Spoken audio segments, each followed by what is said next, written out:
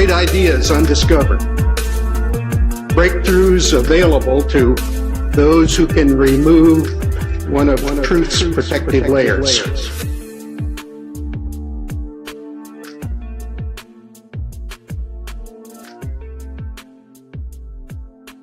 If you've got this gut-wrenching feeling that something big is about to happen, there's a reason.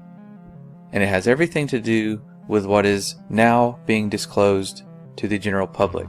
Bombshell UFO report is expected in June from the U.S. government.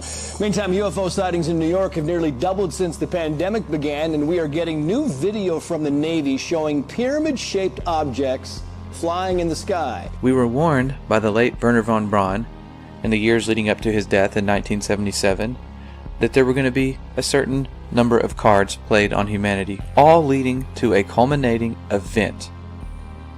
Now, everything Wernher von Braun warned us about has come true, except for what he called the final card that they were going to play on us, and it has everything to do with UFOs. The strategy that Wernher von Braun taught me was that first the Russians are going to be considered to be the enemy. In fact, when I met him in '74, they were the enemy. Then terrorists would be identified, and that was soon to follow. We heard a lot about terrorism.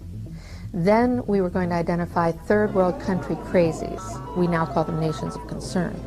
But he said that would be the third enemy against whom we would be needing to build space-based weapons.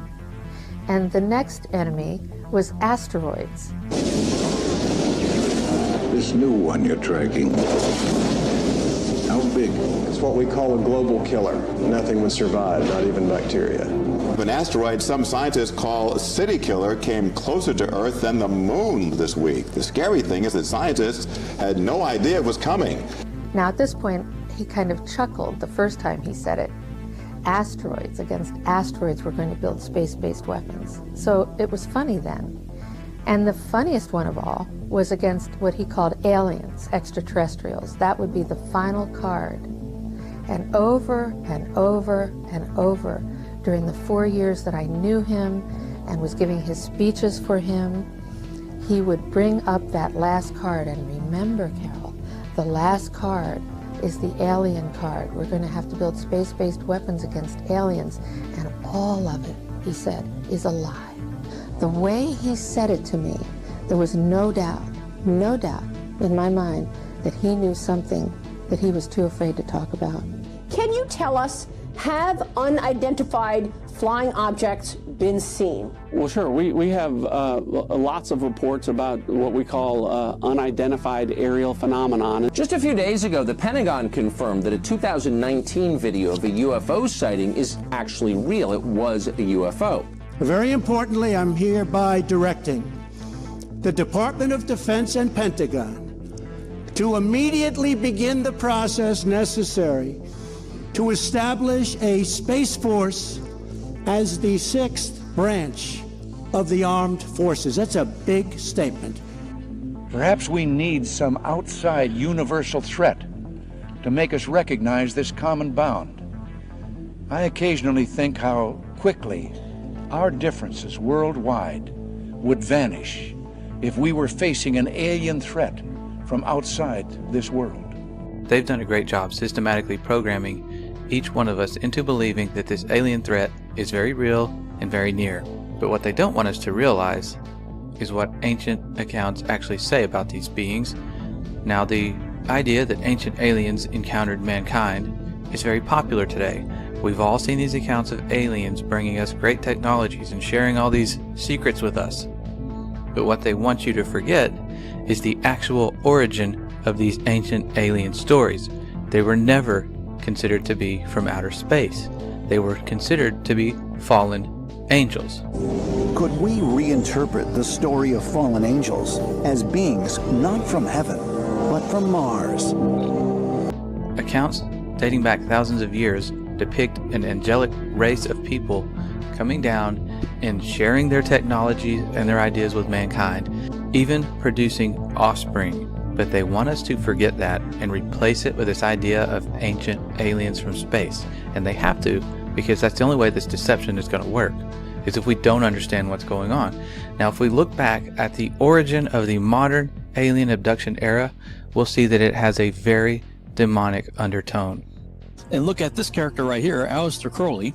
He's out there in January through March of 1918 doing a series of magical experiments called the Emelantra Workings, in which he is said to have opened a portal to another dimension, allowing an entity, I believe a demon, named Lamb, to enter through it. Now, this is the drawing that he made in 1918 of this character that he apparently had some interaction with. You know, if you look at this picture, it's curiously similar to something we might call an alien gray today in pop culture. So, you know, it doesn't take a whole lot of research on this character to realize he was into some really, really dark stuff. So why did I bring this up? This is, 1918 time frame. Well, you have this character who's very much a part of the early space program, Jack Parsons, who was basically a disciple, practically an heir apparent to Crowley and all of his activities. Well, supposedly Crowley's portal was further enlarged by Jet Propulsion Laboratory founder and rocket fuel scientist Jack Parsons. Okay, this is the guy who was one of the founding members of JPL, was a big part of NASA and the space program. And he's out there with Scientology and Dianetics founder L. Ron Hubbard in March of 1946 at a location that later became known as Area 51. They're doing all kinds of ceremonial sex magic, and they called it the Babylon Working. And it's very similar to the Emelantra Working, based on ceremonial sex magic. But unlike Crowley, however, they were not as adept at opening and closing portals, and theirs apparently stayed open, and the modern UFO era began 1 year later, 1947, the same year Crowley died. So, this is all going on about the same time you've got Admiral Byrd going down there for Operation High Jump. And a decade later, we got the founding of NASA, and these are the characters, okay? Freemasons, Nazis, and occultists creating the space program. What we're thinking of as aliens, Art, they're extra dimensional beings that an earlier precursor of the space program made contact with. They are not what they claim to be. They have infiltrated a lot of aspects of the military establishment, particularly the Area 51. I remember the conversation very well. This is a person I respected tremendously, very, very senior person. He's told me, he said, "Lou, I want you to stop doing this." I said, "Okay, sir, I certainly can, but may I ask why?" And he says, "Well, we already know what it is." Now, at that moment, I honestly thought maybe it was our own technology. I was running up against some super uber secret SAP, and they were telling me to stop. And I said, "Okay, sir, so it's ours?" And he said, "No, that's not what I'm saying." And he said, he asked me point blank, "Have you read your Bible lately?" And I wasn't quite sure where he was going with that. And I said, "Well, sir, I think I know what it says. Where are you going with this?" And he said, "Well, then you would know that these things are demonic, and we should not be pursuing them." Yeah, and he wasn't kidding. That's exactly how he felt. So this is a Pentagon. This is a Department of Defense official saying, "Stop looking at UFOs because they're demonic." Correct. Before we can actually fully appreciate just how big this deception is going to be, we have to uncover the underlying deception, the one that puts this whole thing to rest. We all grew up believing the story that we were told, that Earth is just a speck of dust in an infinite universe, that there are other Earth-like galaxies out there and planets far, far away, and aliens could come visit us one day. But think back to the origin of that reality. It was told to us by people that we know and trust. Our teachers, our parents, everything we saw on television supported this narrative. But what if we were actually at the center of the universe in a very unique place? And that brings us back to what every ancient cosmology understood about the skies that they were seeing above. They were not told what to believe. They were going out and they were mapping out the skies. And every one of them came to the conclusion that these stars that were rotating above our heads were making their own orbits in a fixed way. They believed that the heavens above were unchanging. Now, they also believed the Earth wasn't spinning or moving. They believed it to be perfectly still. And if we go back to the Genesis accounts, we start to see that they had this idea that there was a vast solid covering known as the firmament. It was the second day of creation. That's when it was made. The entire second day was spent making this solid covering, and that's where the stars were said to be placed. And other ancient cosmologies outside the Bible had the same understanding that the stars were fixed and they would all continue to make the same predictable paths for thousands and thousands of years. Many of their ancient structures were built specifically to line up with constellations. And thousands of years later, here we are seeing these same structures line up with the constellations they lined up with when they were built. They were using the sky as this great timepiece above to keep track of the days, the weeks, the months, the years. And that's how they understood things to work, that the Earth was relatively flat, stationary, with a fixed, solid covering. Okay, now we were all taught in school that Christopher Columbus sailed in this big circle, and that proved once and for all that we live on a globe.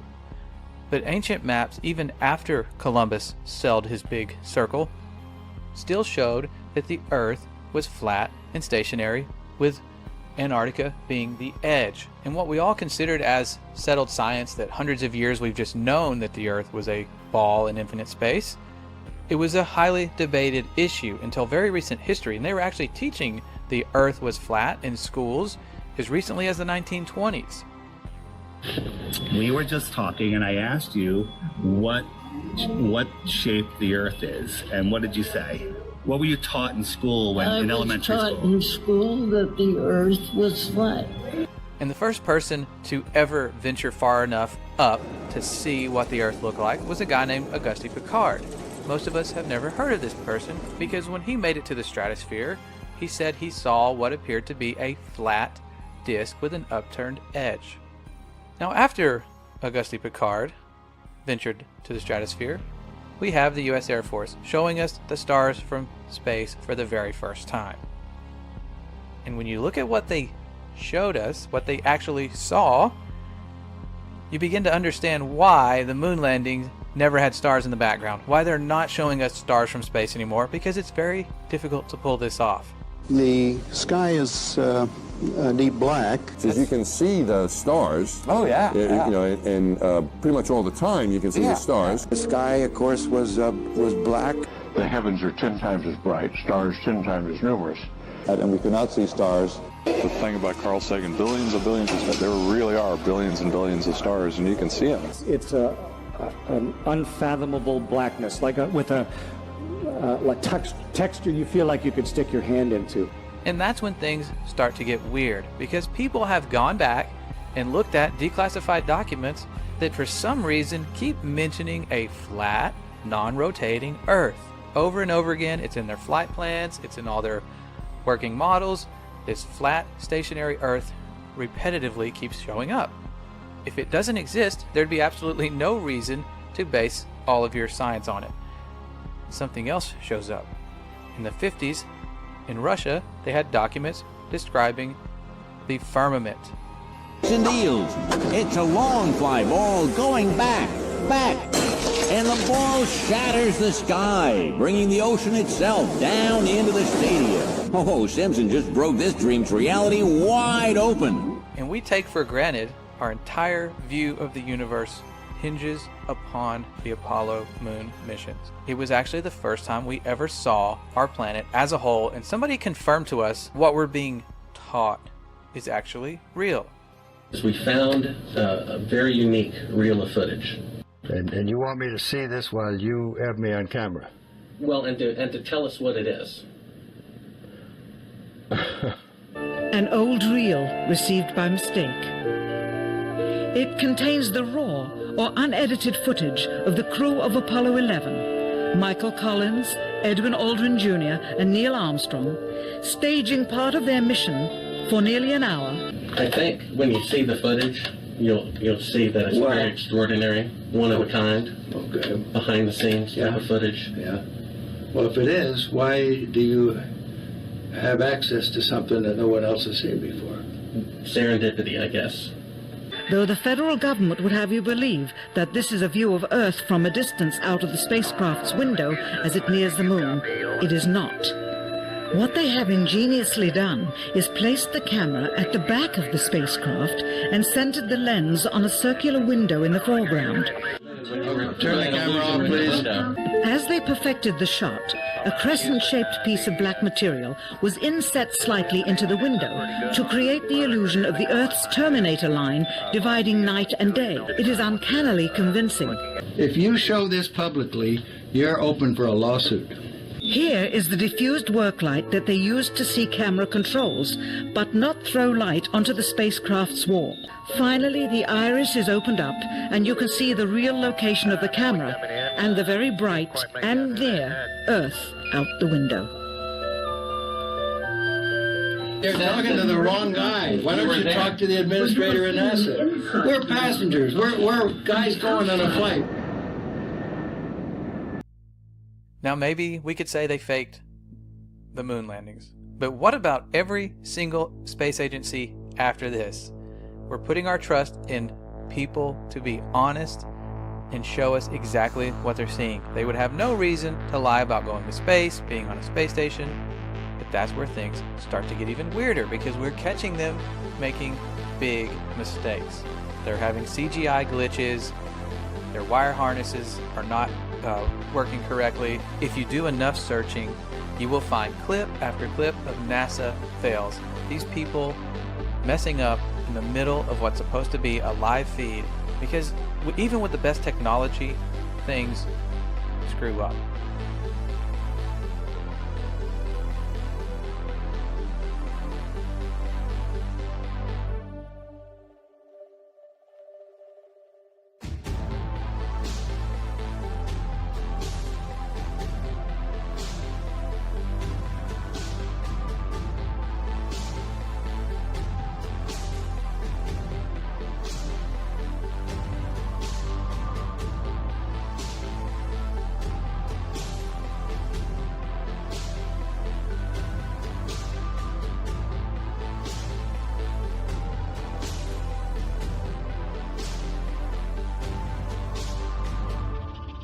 So many times during spacewalks outside the International Space Station, we can see air bubbles rising up. Can you touch on how there are air bubbles in space? Can you be more specific? Air bubbles? So yeah, like a lot of times during the footage, the NASA footage, you can see bubbles coming up out of the helmets or kind of from underneath you. How do you explain bubbles in space? Yeah, I'm not sure exactly what you're talking about. Now sometimes you get water in the helmet, and it's either from sweat or from the cooling garments. And in some of my spacewalks, I had like water in the helmet, not like I was going to drown in the helmet, but just little bits of water. Probably came from sweat. Often on the outside of the space station, you'll liberate little pieces of, it's a really harsh environment out there, and the outside of the space station gets beat up pretty good. And sometimes, you'll see just little flecks of paint or something that you might have disrupted floating away from the suit. And, that's generally what that is. I've never seen any kind of air bubble anywhere. Yeah. Could it be that you're filming in an underwater pool and you're not really out there?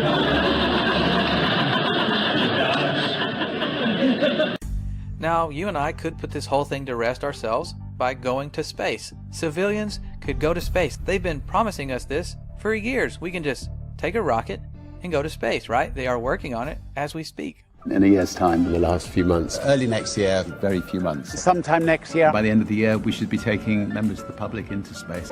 By the mid-2030s. By 2020. Early in the next decade. Before 2023. And by 2025. Most certainly in our lifetime. That's 2024. We should have a permanently occupied human base on the moon and send people to Mars.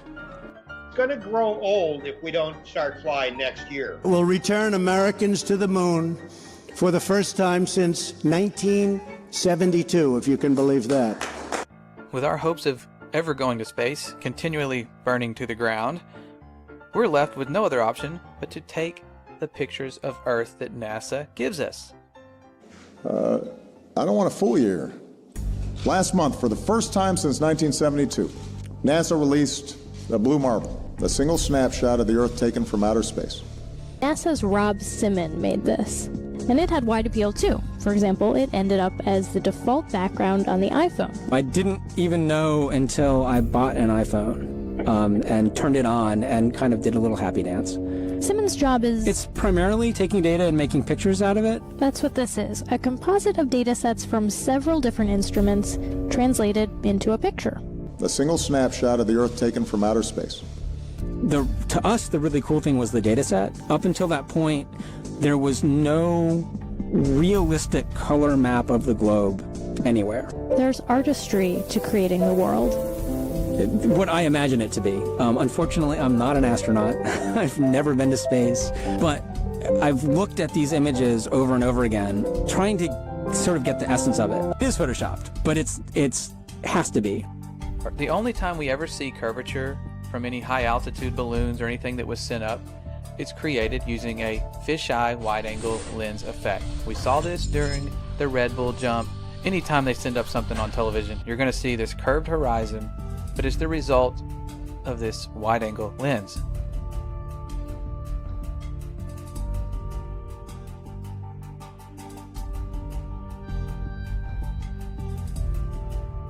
If you send up a non-fisheye lens to the highest height, no matter how high you go, the horizon always rises to your eye level, and it's always perfectly flat.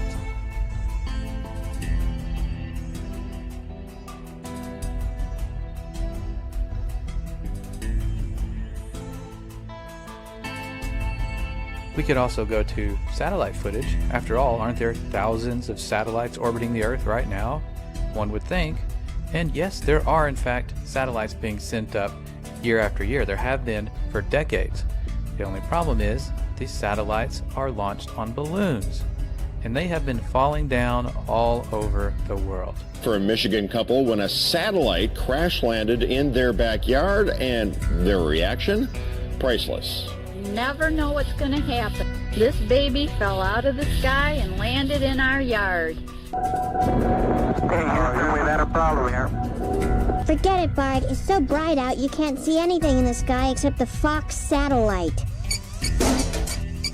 Now this brings us to our second method of proof. If we can't go to space, we could simply sail anywhere towards Antarctica, towards the southern hemisphere, and eventually we're going to hit the edge of the known universe, the firmament, or whatever's out there. Could there be more land? We don't know. But we could go prove for ourselves by circumnavigating north to south. The only problem is no one's allowed to do this. The Antarctic Treaty prevents it. You can take a guided tour. They'll take you to a fake South Pole and tell you, okay, this is where it is. But independent exploration is prohibited. It's guarded heavily by the military. You can't just go to Antarctica and check it out for yourself. Antarctica has effectively been off limits since December of 1959, and this was signed into law and agreed upon by over 50 countries. That should raise a little bit of concern. Why would an icy continent be off limits? Well, that's something we may never find out.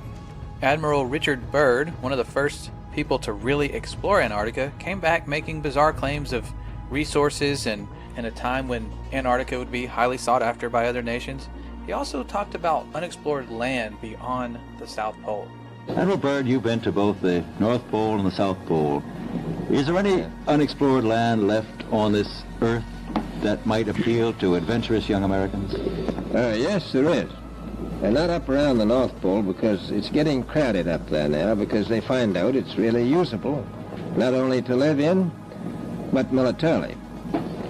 But strangely enough, there's left in the world today an area as big as the United States that's never been seen by a human being. And that's beyond the pole on the other side of the South Pole from Middle America. And I think it's quite astonishing that there should be an area as big as that unexplored. That's a tremendous So there's a lot of adventure left down at the bottom of the world. Well, Admiral, do you hope to see that? I do.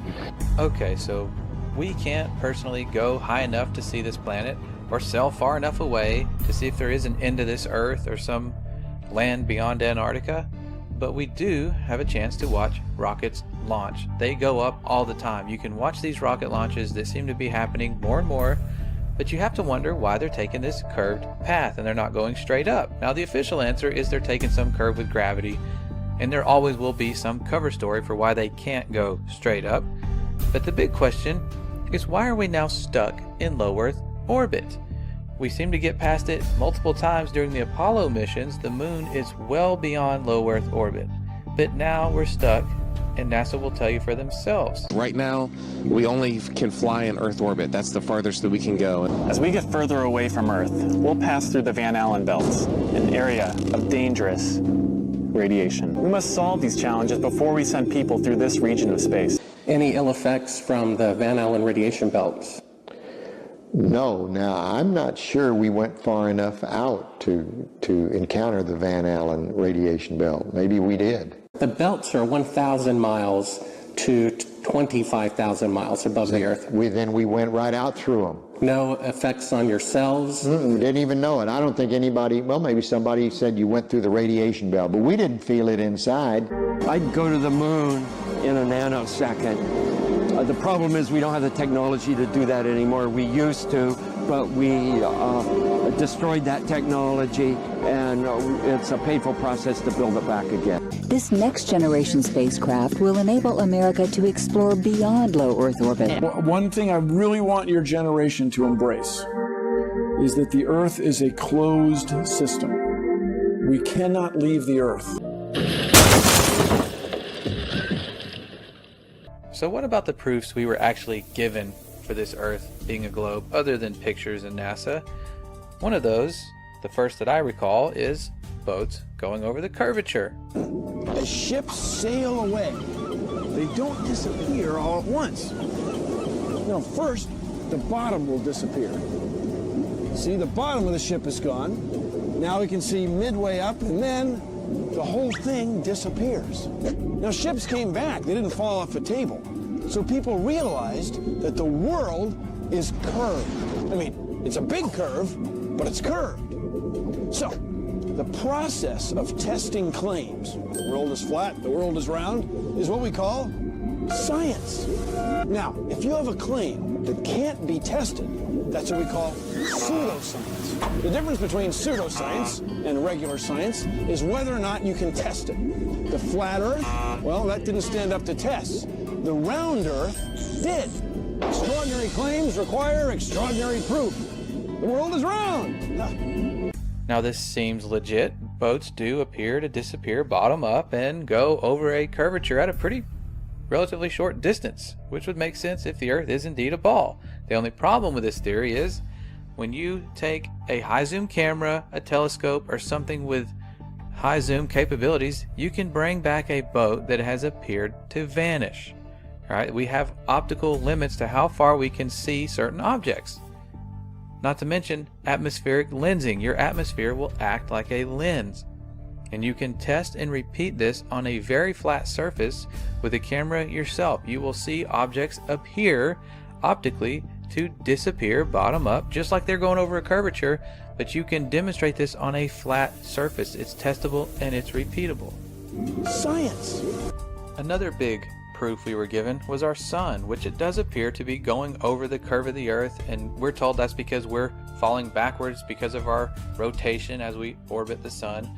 But once you realize the sun is a local light, it's the exact same size as our moon above.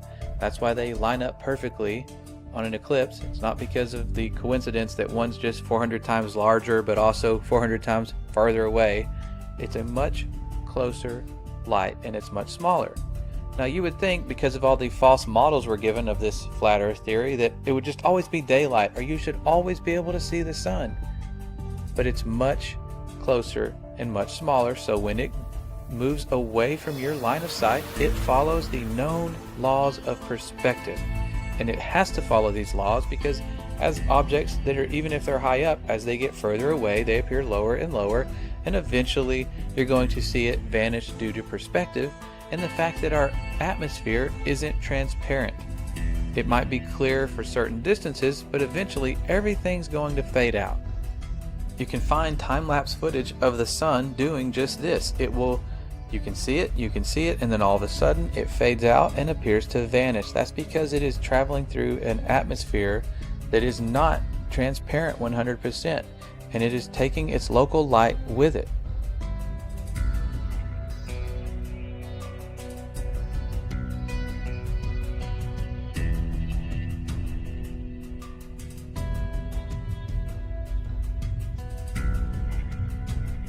Perhaps the greatest trick of all was convincing us that we are simply another planet. We all learned the planets in school, we had songs, we built solar system models, and when we looked up and saw these lights in the sky, we assumed that we were simply a light in someone else's sky. It was a really good trick because that is the one that most people go to. How are we not round if other planets are round and we are assuming these lights to be other planets? But when they send us these images of other planets, you have to read the fine print and wonder why they rely so heavily on CGI. Over the years, NASA has given us spectacular photos and renderings that reveal a colorful and mysterious universe. In a small, bright office, working side by side. Let's see. Robert Hurt and Tim Pyle bring the universe to life. What we're doing does have real science underlying it. Tim, once a Hollywood animator, is now a planet illustrator. Together, they produce some of NASA's most popular images. And this is sort of how it comes to me. And then Many of those images have a dark, grainy start, but color and light reveal an astonishing glimpse of how the deepest regions of space might appear to the human eye. It's a delicate blend of imagination and data. The artists meet with NASA scientists over many drafts to ensure a planet or galaxy's look lines up with the research to make each one as accurate as possible. I love the challenge. It's kind of like a puzzle to me of trying to create something that looks really cool within the restrictions that were given by the scientists. It can take days, even weeks, to produce just a single image. The dazzling final results, enough to keep us all dreaming of the final frontier for years to come. And while NASA struggles to get consistent photos or videos of our planet, they have no problem sending us HD images from Mars. We're expected to just believe these are legitimate.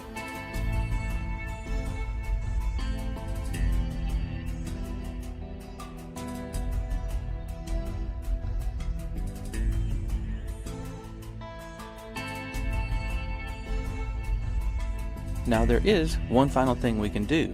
Given the known circumference of Earth, we could simply measure these things for ourselves. And people have been doing this. They have been going out over large bodies of water and large areas of land and measuring to check for curvature. And what we have found simply is that we see too far. We see far, far beyond what the globe math should allow us to see. The current record holder for the longest line-of-sight photograph captured mountain ranges that were 275 miles away. They should have been at the given height and distance nearly 4,000 feet below the line of sight. This is from Joshua Nowicki, and what you're seeing here is a mirage. We typically would not be able to see this from the Lake Michigan shore. We talked about this last night. Conditions are right on the lake that we're actually seeing a mirage. As we find ourselves on an Earth much different than we ever imagined, it brings us back to this upcoming deception, this final card, and what it's truly all about. We are dealing with a huge, probably the most important deception on humanity. What I'm telling you is there's a cover-up about disinformation, and has been, by the top researchers that you people rely on to hear the truth from. Over the next 10 years, I have now worked with over 400 cases of people that have been able to stop the abduction experience in the name and authority of Jesus Christ. These are entities masquerading as high technological aliens, but they can be defeated by one name. And I saw 3 unclean spirits like frogs come out of the mouth of the dragon, and out of the mouth of the beast, and out of the mouth of the false prophet. For they are the spirits of devils, working miracles, which go forth unto the kings of the earth and of the whole world, to gather them to the battle of that great day of God Almighty. A new world order, a world for the rule of law.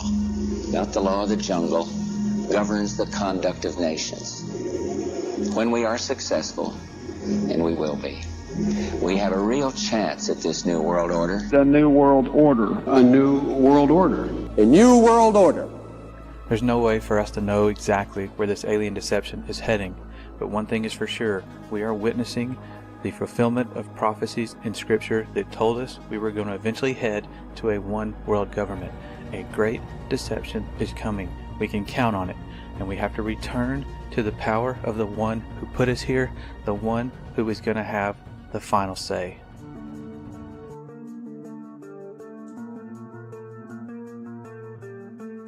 I'm amazed. I'm so happy to know it's true. It's true, and God created this world. Yes. And He's right here in the clouds above, close, not in an infinite universe. So good, right? And I can't get over it. Made me cry. Made me cry too. Yeah. Thank you. Thank you. All right, Ruth, give me a hug. Here we go. I need it. Pan tam był. Czy Ziemia rzeczywiście jest kulą zawieszoną w kosmosie? Jest płaska. Tak jak oczekują i nie spodziewałem się co prawda tego pytania, ale zapewniam pana, że jest płaska. It's the best flat earth proof right behind me. This is what you have to believe in if you believe in the ball. You have to believe that you're spinning faster than the speed of sound, that you're orbiting 66,000 miles an hour, which you can't even fathom that speed, while you're chasing the sun at 500,000 miles an hour, while the whole system is moving sideways at 1.2 miles an hour, right? And all of this is happening, okay? And how it started to happen is ridiculous, but while all of that is happening, this happens. Okay? Oh, dude, you got some great images. I love it. You came prepared. This is the Earth. This is the water at large bodies of water at rest lay flat.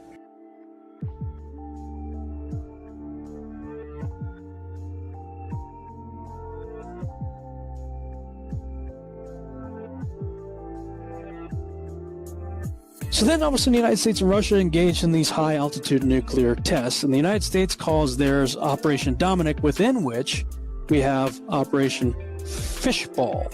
Look up the name Dominic from the late Latin name Dominicus, meaning of the Lord. Fishball was part of Operation Dominic. It looks like they are sending high-altitude nuclear bombs to test the fishbowl of the Lord, i.e. the firmament.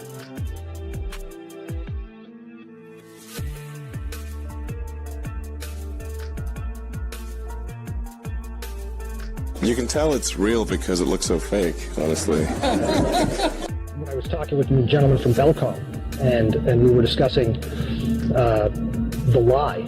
Everything he was telling me was different from what we were being told was the truth.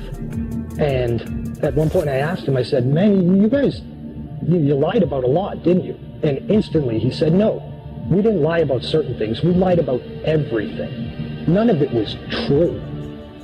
And also when we, against the orders of President Truman, when Alan Dulles brought in all the Nazi scientists and so forth, they went to two places. They went to CIA and they went to the National Aeronautics and Space Administration, which in our world we call it not a space agency.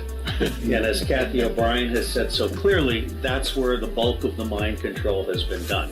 The spacesuit has replaced the cowboy outfit of an earlier year. And the dream of a rocket trip to some distant planet has outdated the old-fashioned desire to fly a plane around the world.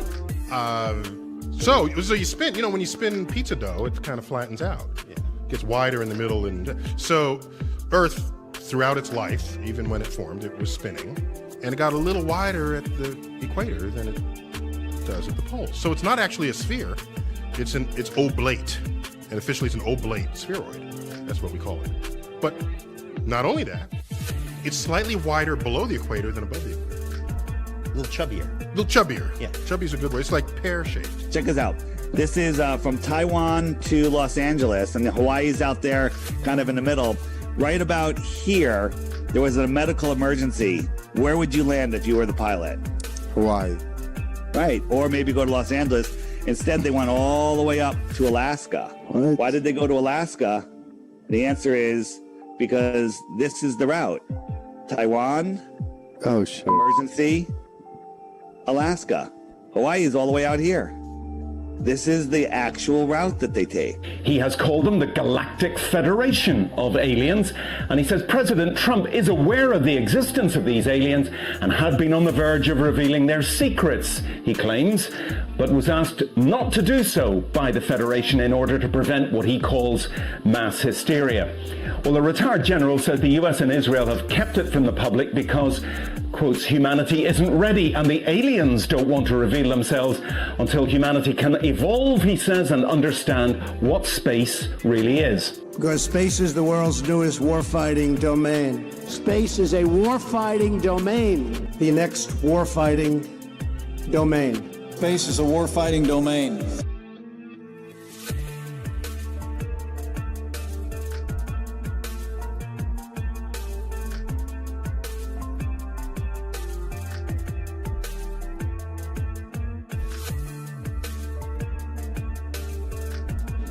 Finally, my brethren, be strong in the Lord and in the power of his might. Put on the whole armor of God, that ye may be able to stand against the wiles of the devil. For we wrestle not against flesh and blood, but against principalities, against powers, against the rulers of the darkness of this world, against spiritual wickedness in high places.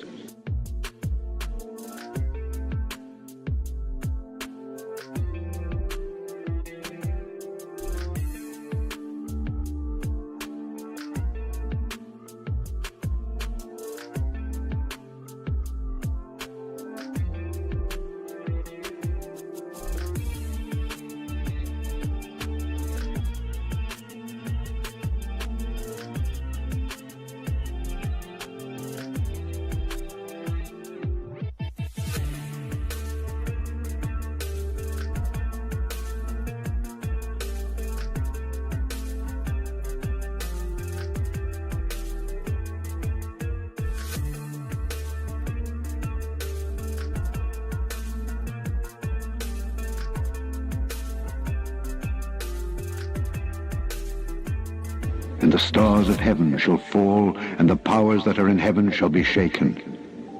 And then shall they see the Son of Man coming in the clouds with great power and glory. And then shall he send his angels, and shall gather together his elect from the four winds, from the uttermost part of the earth to the uttermost part of heaven.